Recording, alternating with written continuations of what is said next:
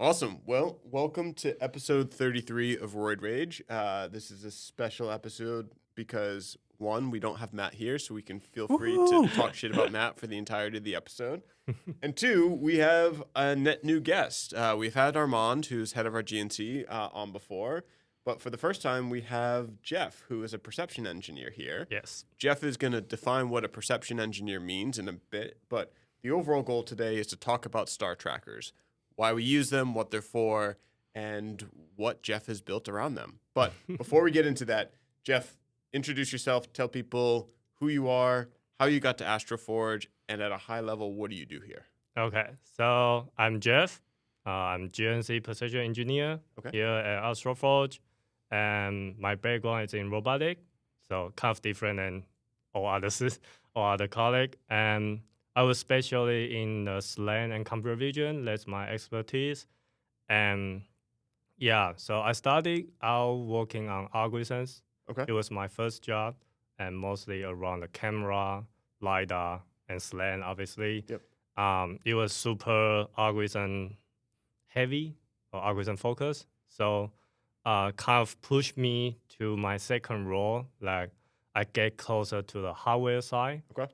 Because, robots or spacecraft, they are not just algorithms. So to me, I feel like I need to know more. So when I move to my second role, I do more about sensors, protocols, or the real-time operation system. Okay. That's for the microcontroller. And then after that, I got hired to my previous role, where I built a full SLAM system from the ground up. Okay. Do you want to explain what SLAM is? Oh, okay. Yeah. So Yeah. SLAM stands for simultaneously localization and mapping. Okay. So basically, it's how to help the robot or spacecraft knowing where it is in the unknown environment. So you don't have any prior knowledge. You need to figure out where you are in any circumstances. So you blindfold a robot, you drop it in deep into a hole or throw it into space, and then take the blindfold off and say, figure out where you are. Yeah, and try to map, do the mapping for that environment. So so he will know, oh, I'm in the library, I'm in the office, I'm in the house, something like that. Yeah, so let's land. And so now I'm here developing our position system.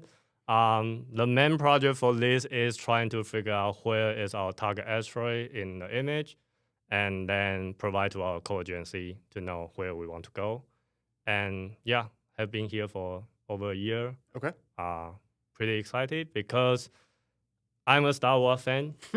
I really need to say. Starting off with the controversial things, Star Wars versus Star Trek. You see R2-D2 in my bottle. So to me, working here is kind of like I'm living in a Star Wars world, really. So fantastic to me. And I think that's my story. That's where I am. And still new to space industry, so please jump in, Armand, if I get something wrong. Doing great so far. That's me. What's the next question? All right. Well, let's jump into. So I started about we're gonna talk about star trackers. Okay. Maybe Armand, you can give some context on what are star trackers and what do they do? The name sort of feels self-evident, but I know there's some more nuance in there that's probably helpful to cover before we get into the details. Yeah, absolutely. So you have a spacecraft, it gets popped off a launch vehicle in some orbit. Doesn't matter for our purposes if we're in low Earth orbit or if we're going out to deep space. You need to know where you are, right? Because you need to know where is Earth, where is the sun, where do I need to point my antennas to get communication with our ground stations, all this stuff. So star trackers are the real core fundamental technology that help us do this, right? So basically, a star tracker is just a camera. It's a camera that goes and looks at the stars, just like you would look, out your window and look up at the stars and identifies constellations that it sees. Hey, that's the North Star. I must be pointed north. Same thing for a star tracker. It goes and it looks, identifies the stars that it sees in its camera through a huge catalog that it has of, tens of thousands of stars, many of them that you can't see with the naked eye, and uses that to say, well, this is the direction that the spacecraft is pointed. And that is then used by the rest of the guidance navigation control system on board to figure out, well, if this is where we're pointed now and we want to point there, let's move around and get there. So the concept of having a large catalog of stars, because we've been mapping them for a long time, makes sense. Mm-hmm. How does it actually work? Because that's a large, I'm thinking about this as a database of stars. That's a large database of stars. Is all that compute done on board? Yeah, so it is all done on board, and Jeff has been looking a lot at this recently. Yeah. So you want to talk through how that works? So basically I think first thing probably someone will want to know what catalog means, right? Yep. So basically there's a star catalog out there. You can Google it, and the star catalog like includes so many information. Where is the direction for each stars? What's the brightness about that? And yeah, a lot of things, and also some motion parameter, like how it moves, depends on time. But Star Tracker, just like Armand just mentioned, like we are just looking to the sky and recognize the pattern. So you probably don't need every star in the star catalog. Okay. So for the Star Tracker, it might have, or at least the one we use, has the onboard catalog. And this onboard catalog is more like a processing version for the star catalog. Okay. It only includes the stars he needs for the algorithm. Okay. And also to help it like matching the star pattern. Like the more you know about the constellation, the quicker you can figure out where you are pointing. Got it. Right. So in the onboard catalog, they have the patterns from those stars he includes. And so that's, I say, process, because usually in the star catalog, they don't have this pattern. They build by your own, based on your algorithm, based on how you define your pattern. So those are extra information just for helping the algorithm more efficient, more faster, or more accurate. Yeah. But I think generally, and Jeff is right, there's a bunch of ways to do this, but the way it works is you have an image, and then you get the brightest points in that image. Yes. And from there, you pick out, say, like pick the 4 brightest stars that you see there, right? Yep. And then you can look at, okay, I have a star here, a star here, star here. Well, there's particular angles between those, Mm-hmm. and those angles end up being pretty unique to the constellation itself. So that's how we identify it. We can look at the angles between these stars, and that becomes like this unique fingerprint that we can then look up in a database and say, hey, we see this other unique database, like great. That's the constellation that we see. Got it. And so as we think about sort of getting ready for Deep Space 2, we have some subset of asteroids that we're going after. We'll know, generally speaking, where they should be in space. Do you then sort of prioritize the constellations that we think they should be around, or do you just have is there a base level sort of like, call it the foundation of our mapping system, and then we add in different constellations depending upon targets? Yeah, so I think there's really 2 pieces here. Identifying the constellations is important, not just when we get to the asteroid, but when we first launch. Yep. So we really do need to have a catalog of kind of everywhere in space.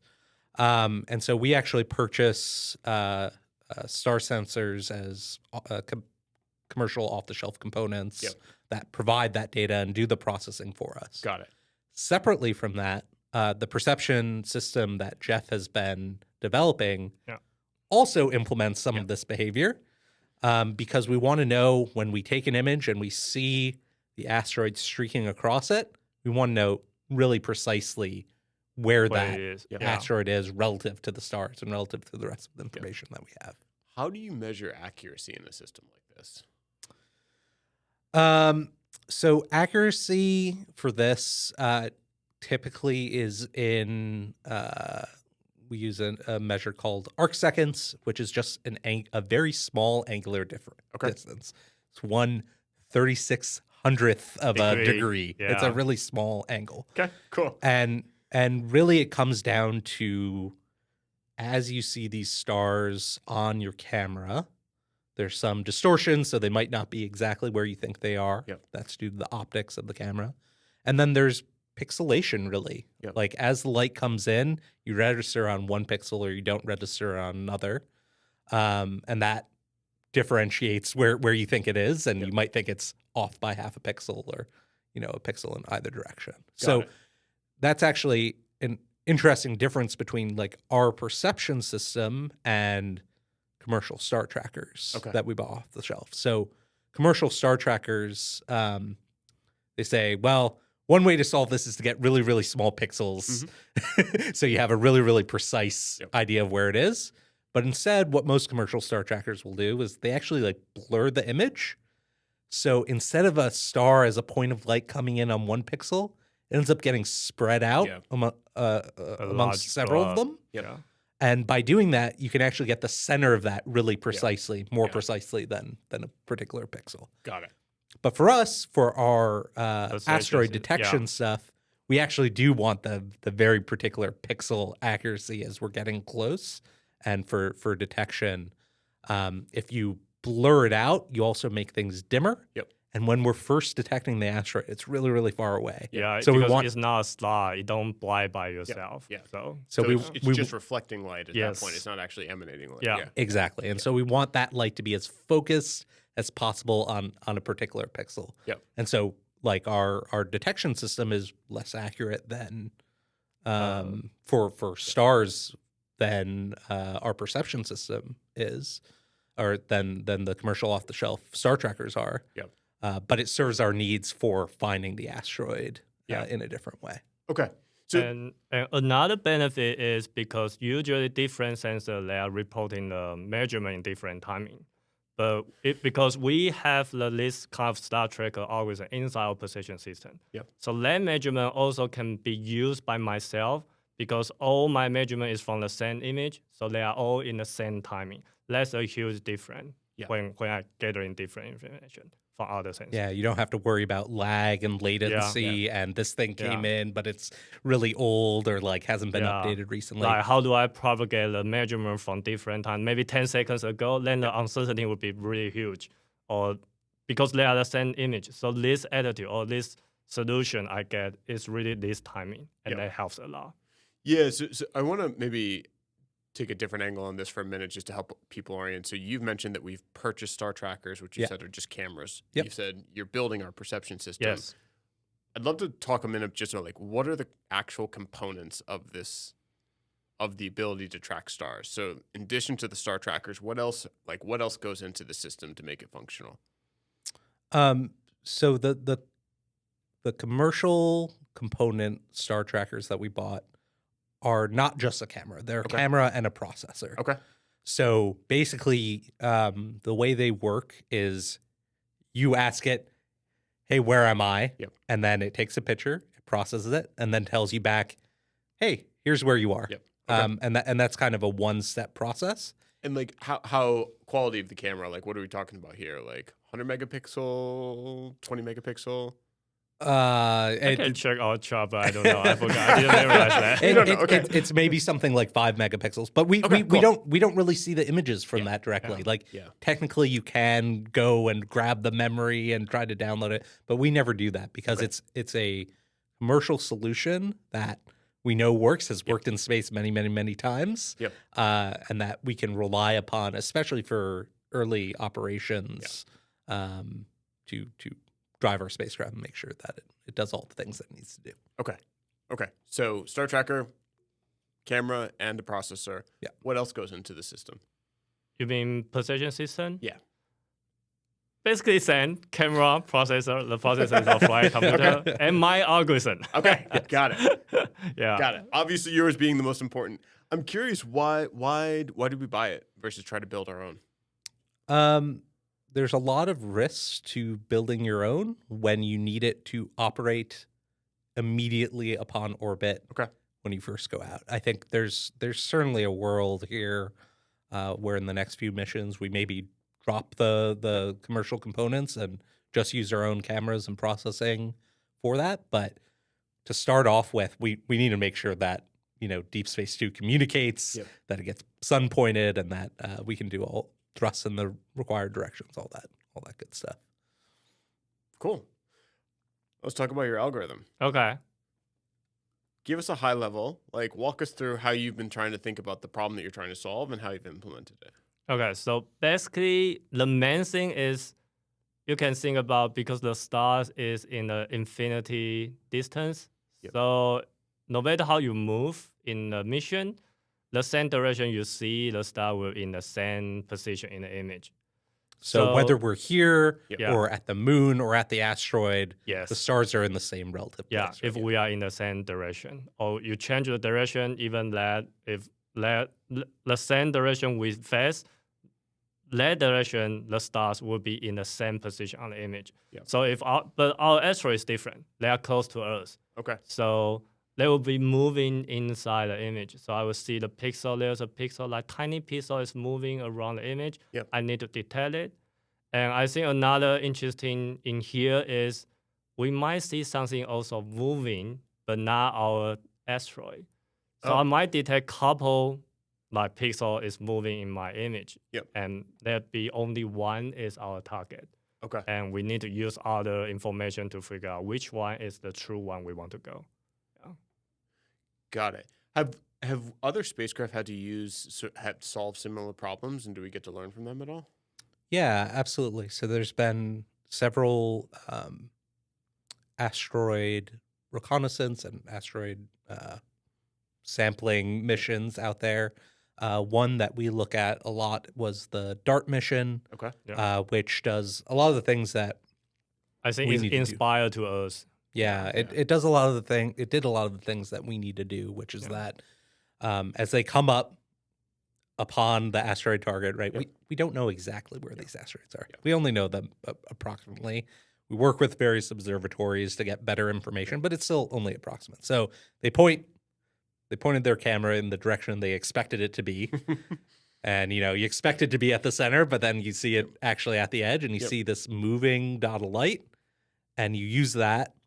You don't know how far away it is. You just know kind of relatively the angles, but you can use your thrusters to kind of thrust in that direction, kind of correct your motion from going straight to going towards that asteroid.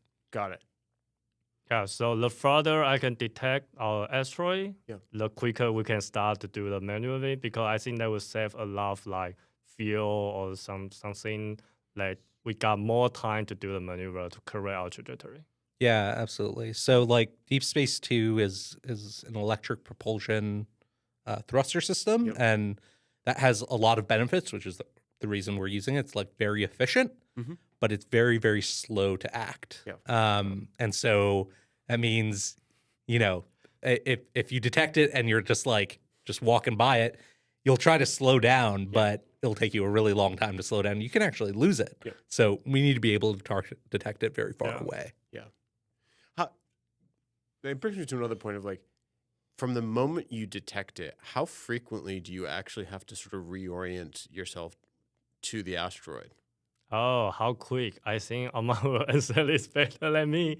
So because our FOV is quite small, but still I think 1 degree per second, maybe. For what? For the correct orientation. Degrees per second? Yeah, maybe. I don't know. You mean like if I give you the asteroid is about like 3 degrees further our center of image, how quick how much we need for the maneuver to correct the orientation? That's a good question. I think we need to do some calculation about that. All right, cool. So we figured out another ticket on the roadmap that we have to build. Okay. What are the hardest things that you've had to solve in building this algorithm? Oh, let me think. So the first thing is, I think, how do we have a true data about this? Okay. Because, like the true data in space and how I like simulate in the software, they might totally different. Even so, we do have a lot of modeling in our document, in our software, it might still different. And we do have a demo run. But that run, even it was almost dark. Why don't you explain the setup of that room? Because I know it has imperfections, but it does also help us. So the position run is helping us more like figure out once we detect the asteroid in the image, how do I give the correct like direction for co-GNC. So there's a screen that we have star on the background, and there's one tiny target asteroid moving in that. So our camera is looking at that screen and figure out where is that. And once I figure out, I give the direction to our co-GNC. Yep. But in the demo room, it's going to the robot arm. So I will send a command to the robot arm, and the robot arm will change orientation about our camera and make sure the asteroid always in the center of my image. Yeah, that's our demo room. So it can prove the control algorithm or the frame definition between the position system and the co-GNC system, reference frame from the co-GNC. Right now, it's reference frame for the robot arm because it was mounted on the robot arm. But the difficulty is because I'm using a screen. It's not like dark enough. And it's a very nice like 4K. Yeah, it was 4K. High gain. I use a low gain screen because low gain screen can make the star dimmer, but it's not dimmer enough like we are in the space. Yeah. Because I was testing, we do have a nighttime testing image. Yep. We take in the Joshua Tree or in our parking lot. Yep. The average brightness is totally different, and that will give us another question about how dark it is in the space. Got it. Yeah, so we do have a software to do simulation about how we will get from the space, but if we don't have the true data, it's still a thing we need to figure out. Yeah, it's the hard thing about space, right? Which is that a lot of things are hard to really know how they'll work until you get up there. And so for us, like the answer is like layered sets of testing, right? We have this dark room with the robot arm that Jeff was talking about. We go out and we take actual images of the night sky. We have simulated models of what we expect the images should look like in space. But they're all, it's some combination of all of them that give us confidence that this thing will work. Okay. And I think that's one of like big difference in my experience, like from the robotic industry to the space industry. The testing, we have field tests for a robot, and that's almost like real time because Wi-Fi, Bluetooth, always real time. But in here, I was like, wow, all we can do is try to figure out by ourselves and try to test it in many different ways. Yeah. But still, we need to wait for the launch. Yeah. Okay. Any other notable problems you've had to solve as you've been building this? I bet there will be more, but right now I don't have something coming into my mind. Okay. Awesome. So, like, Armand, let me throw this over to you. So, like, Jeff has built this thing that is able to locate an asteroid. Yep. How does this work into your overall GNC stack? Like, help us understand. Cool. He passes you some amount of data. What do you do with that? Yeah. So, what Jeff passes the rest of the system is not just like, oh, I found something in my frame, but he tracks it over time, and from that extracts out an estimate of here is where we think the asteroid is relative to your spacecraft. Yep. And that's relative position, relative velocity. Okay. And from that, we don't need to know absolutely where this thing is. We just need to know relatively to us because we want to stop relative to it. Yep. We want to go and rendezvous, 500 kilometers out or whatever it is. Yeah. Sit there, take some pictures, and downlink them to Earth before we go in and land. So the nice thing about the system that Jeff is building is that we can abstract away a lot of things and just say, hey, you found something. Here's where it is. We can apply some very simple control laws to say, hey, we're going too fast in this direction, so let me thrust in the opposite direction and go from there. Got it. And you said 500 kilometers. Is that like, talk us through the stages of like how before we land, how close do we actually want to get, and how difficult it is even to get within 500 kilometers of an asteroid? Yeah, absolutely. So I guess the first thing to understand is that the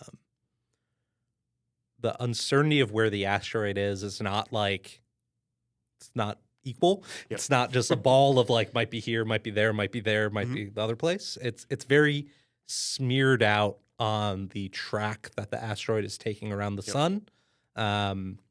And so it's much more uncertain in that direction than in any other direction. Got it. So that actually gives us like a really good place to start. Okay. Because what we do is we come along in on the sunlit side of the asteroid. Mhm. So sun, us here, the curve of the uncertainty of where we think the asteroid might be. Yep. And we just start slowly sliding along that long stretched out track, Yep. looking out towards the asteroid to see where it's reflecting sun Okay. back at us until we see it. And that can take some time. That'll take several days to a week Yep. to traverse that entire space. But we do that low and slow because, as I said, like we have these electric propulsion engines, and once Jeff starts seeing it move across our frame and tells the rest of the system, we'll start pulsing backwards. We'll go past it and then come back and rendezvous. So 500 kilometers is a rough number, but that's kind of like how far in towards the sun we're planning to be, so that we don't accidentally Crash. hit it or miss it, have it be on the yeah. other side of us where we're not looking. Yeah. So that'll be where we start off and get to a rendezvous with it. Okay. Take those images, downlink them to Earth, and then probably what we'll do is we'll kind of hop inwards. Got it. And get closer to it to get better pictures before we actually decide to land. Okay. I hesitate to ask this question, but I feel like listeners probably want to know this, Jeff. What is the chance that you identify an asteroid that is the wrong asteroid? I think depends on the distance. Okay. If the distance is close enough, based on what we know about the reflection ability about the asteroid, I think we are pretty good. Okay. But if it's really far away, so it's really dim, so Okay. they are probably the same brightness in my image. Yep. So at that time, I might just tell Armand, say, oh, I detect 5 moving stars in our image, so I can figure out which one is our true data. But we might can use like different measurement from the ground or something that we can do some calculation saying, oh, this one, like maybe number 2 is the one we really want to go. Got it. And we can design a different command to do that if we are still communicate with our spacecraft. Yeah, the other thing I'll say there is that you're right. Like without other knowledge, it's hard to know when you're really far away, just because it's like really dim, and so like noise can pop up in your image. It's hard to differentiate. But also like when you're really that far away, like being over here in your camera frame is a huge distance away, and so we can apply some of that prior information of like, well, it should be around here, should be in a pretty small cluster in this camera frame to help filter that kind of stuff out. So I'm not super worried about false detections from like a system level. Got it. Okay. And maybe let's talk a little bit about timing. So like we get dropped off, we pop off the rocket. Yep. We are still a couple days from from going around the moon. Yeah. So we pop off at something like 400 or 500 kilometers, screaming upward pretty fast. About 4 days till we circle around the moon and head out towards deep space. And once we get out towards the moon, we'll have to do a couple complex maneuvers that Loic and Demian are trying to help us design. Mm-hmm. How much does your perception and GNC system factor into those maneuvers versus like when does yours start to kick in? Yeah. So the perception system, because we have these commercial star trackers, doesn't have to do anything then. It doesn't really have to do anything until we get to the asteroid. We'll be doing stuff, tests and stuff beforehand to make sure we understand. Or maybe one of the Star Trek measurement can give to the core GNC. Yeah, like we can start to process and make sure that like everything's working in space well, but the rest of the core GNC system on board the spacecraft is required from step 1 to even do those maneuvers that Loic and Demian are designing. Because we need to figure out where we are and point in the proper direction and start thrusting. Got it. And also there would be a like physical limit for my camera. Yeah. So the farthest distance for my camera probably just couple thousand kilometers. So Oh, okay, cool. so if we need to close at that moment, then I can see something. Yeah. Yeah. Got it. So you don't have it. You if you're still a couple million kilometers away, Yeah. like you're No way I can detect our asteroid. Yeah. okay. Awesome. So you're so really this has been super helpful in getting to understand sort of like how we think about tracking the asteroids. So you need to be within a couple thousand kilometers in order to like really have your part of the system kick in. So if anything messes up beforehand, it's all his fault. Yeah, that's pretty much Kind right. of like that. Yeah. Yeah. Okay. Awesome. Well, thank you, Jeff and Armand, for talking about how we do star tracking here in order to make sure we know where a spacecraft is at any given moment. We're going to go into mailbag section here. So we've just got a couple questions. Since Matt is not here and he is oftentimes the primary question answerer, we'll just sort of popcorn this around and figure out who wants to answer it. So the first couple are from Carl in Sweden. His first question is, what's the split in effort for AstroForge between getting to and from the asteroid and the actual mining? Ooh, that's a good question. Yeah, it is a good question. I would say, Chap, obviously you're very focused on mining. Yeah. But 80% of the company is very focused on getting to and from the asteroid because we have to do that before the mining matters in the end. I 100% agree with that. Like, I think the future of this company relies on us being able to get there reliably. Once we get there, then I still have to do my job, but I have a lot more margin of error if we can get there easily. Yeah. Exactly. Okay. Do we have an external network of experts for the mining part as well? And who are they if they exist? They do exist. I happen to talk about us right now we're a spacecraft company that happens to be able to mine. A lot of that happens to be able is because we bring in experts who really help us in everything from honing our approach to how we mine asteroids to how we think about everything from like the crushing, the separation, how we think about storing some of these because it's all going to be in sort of particulate form, so it'll feel like a powder. Because we don't want to spend too much money right now in bringing all those folks on because we're still a little bit of ways away, we do rely a lot on paid experts and advisors to help us get there. So a lot of it is just sort of like helping illuminate the map of like how we need to think about the approach on the mining side. And then Carl's last question. Does AstroForge have a roadmap to widen the types of metals and minerals we will try to mine, or are we only focused on platinum group metals? I guess this is my question as well. Yeah. I see. guess. Yeah. All right, cool. So I'll say two things. One, our technique is fairly metal agnostic, with the notable exception of if it's a magnetic metal, then we will likely throw it into space alongside the iron and nickel. But we don't really have a like long laundry list. Mostly we're going off of what we have shown to be reliably available on the type of asteroids that we're going after. So we've built all of our economic models around platinum and palladium and the rest of the platinum group metals that we know to be there in in a high enough concentration that makes this make sense. Anything else that we bring back is just going to be a crime of opportunity and will be net good for us, but we're just focusing on platinum and palladium, and the rest of the other four for right now. Awesome.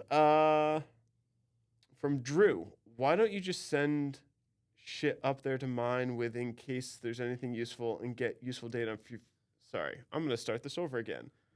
Drew, why don't you just send shit up there to mine and in case there's anything useful and get useful data on future missions by mining into a normal rock, even if it's not there? I think what Drew is asking is if we just send up material that we want to mine on our own. So bring the rock up. I think he's saying, why don't we have the laser on DeepSpace too? Oh. Oh, that's a better interpretation. I thought he literally said, "Why are we just bringing up a rock that we can mine there?" Okay, cool. Do you want to answer this? I think generically, anytime the more complexity you add to any system, the higher the risk is. We're a very risk tolerant company, but like we need to prove out the fundamental things to get there. And adding in more systems that could have unintended effects that could affect us from getting there is not what we want to add in to prove out what we need to prove out. Yeah. I would also say just like our lasers require a decent amount of power right now. And I think we want all of our power allocated to the systems to ensure we get there. And yeah, I would really... I mean, that being said, we are sized to be able to provide that power at the asteroid. But Yeah. So not right now, Drew. We'll get there. Don't worry. And then, well, this is a fun one from Ben. I realize that the likelihood of connecting with Odin is low, given that we don't know exactly where Odin is and what state it's in. However, what's stopping Ben, as an amateur, from attempting to connect to it? You probably don't have a big enough antenna to hear from it. Yeah. It's really far out, way past the moon now, and uncontrolled. So if it's talking and the beam passes the Earth, it's going to be real hard to hear. Yeah. But it's in deep space. Yeah. It's in deep space. Yeah. Also, Ben, if you do connect with it, we will gladly give you Matt's job because... feel free, for the record. Please try. And if you do make any contact, we will both send you a T-shirt and give you Matt's job. So, yeah, there's some incentive for that. Awesome. Well, to close this out, usually we do a segment where we let the guests ask Matt and Robin questions. We are obviously down both Matt and Robin for this episode, so I guess you two get to either ask each other questions or you can ask me questions. So I'll let you pick the poison that you like. I get to ask Jeff questions all the time. I don't get to ask you questions all the time. All right. What's the biggest, maybe not the biggest risk, but the risk that you're most worried about on the mining side?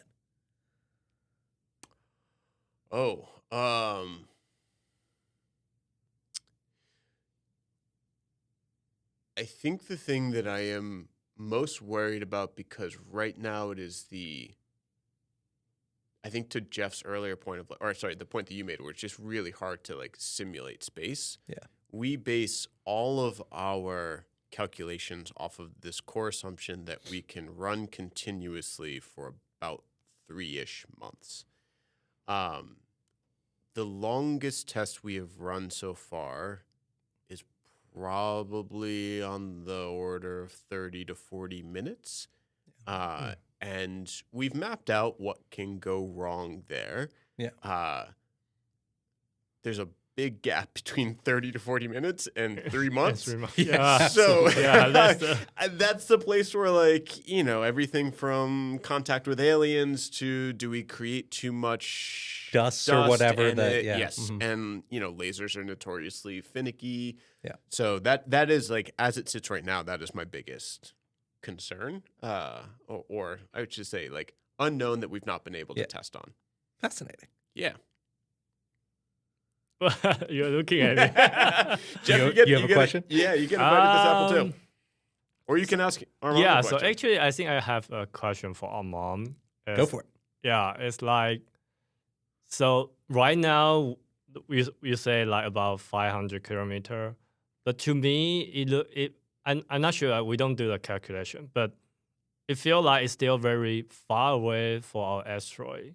And it is pretty far away. Yeah, and how do we decide the landing point from that distance? Because the camera probably still give you a very tiny pixel. Well, so a couple of things. The 500 kilometers is based on us being able to confidently detect the asteroid, but also not smash into it accidentally, right? And so that's kind of where that initial distance is. Okay. Practically, we will hop forward closer because we want to take better pictures. I think everyone would love better, bigger pictures of the high asteroid. Resolution. And I think there's a lot of benefits to that. But regardless of that, we can start moving towards the asteroid and correct as we go. So we don't need to make a decision based on it being a pinprick very far away and then just hand off the wheel, let's go. We continue to correct as we go and continue to get updated measurements. Okay. I just have to say, it's still a lot of fun for me to have real work conversations and then have a legitimate concern being, if we crash into the asteroid, like I'm happy. Technically, we're still landing. it's not in the scope of risks that a lot of people have to think about, and Absolutely. that is one that we have to think about on a daily basis. Yeah, I was talking to someone and they're talking about like, oh, you're talking about like magnets on the legs for landing and stuff like that, and like, what if it's not magnetic enough? I'm like, great, then we've bounced off and we've accomplished 99.9% of our goals, and that's a fantastic place to be. Yeah. I'm not a structural engineer, but I'm still gonna try and win this battle. If we should just have a jousting pole on the front with a magnet, but someone says it's too much mass and it's not. Blah blah blah. So, but awesome. Before we get off track, thank you both for being on Roid Rage. Next week, I don't know what we're talking about next week, but so we'll come up with that topic there. But I'll catch you then next week. Thank you, Jeff and Armand. Thank you.